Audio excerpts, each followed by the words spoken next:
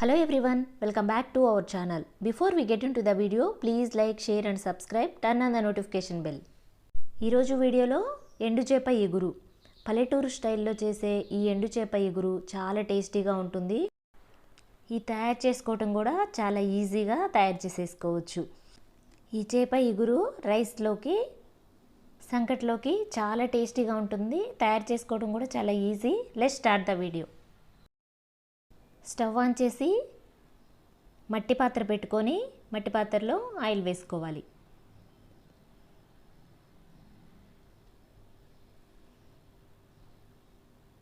Oil heat అవనిచ్చి పోపు దినుసులు వేసుకోవాలి. ఇప్పుడు ఆనియన్స్, పచ్చిమిర్చి, కరివేపాకు వేసేసుకోవాలి.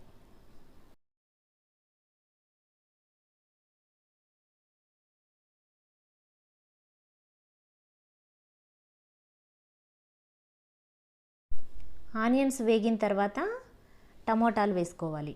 ఈ టమోటా ముక్కలు 3 టమోటాలు కట్ చేసుకొని మీడియం సైజువి వేసుకుంటున్నాను.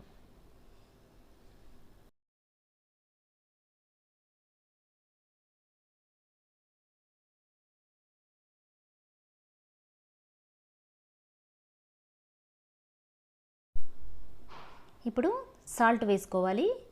1.5 టేబుల్ స్పూన్ సాల్ట్ వేసుకున్నాను. పసుపు 1/2 టేబుల్ స్పూన్, కారం 1 టేబుల్ స్పూన్,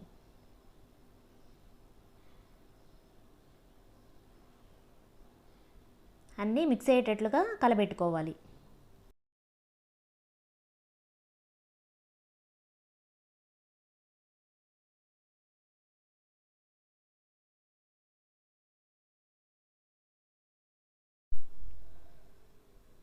ఇప్పుడు కడిగి పెట్టుకున్న చేప ముక్కల్ని, ఎండు చేప ముక్కల్ని వేసేసుకోవాలి.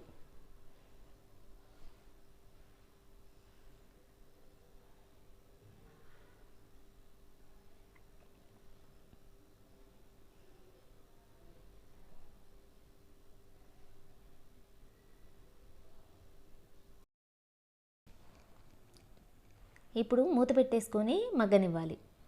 టమాటా ముక్కలు మగ్గిన తర్వాత మూత తీసి వంకాయ ముక్కలు వేసుకోవాలి.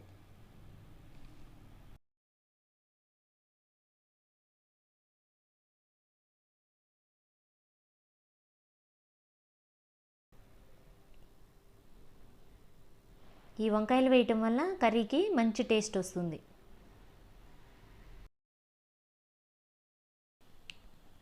కర్రీ అంతా ఒక్కసారి కలబెట్టేసుకొని మూత పెట్టుకొని ఒక 15 మినిట్స్ ఉడికించుకున్నట్లయితే సిమ్లోనే పెట్టుకొని కర్రీ అనేది రెడీ అయిపోతుంది.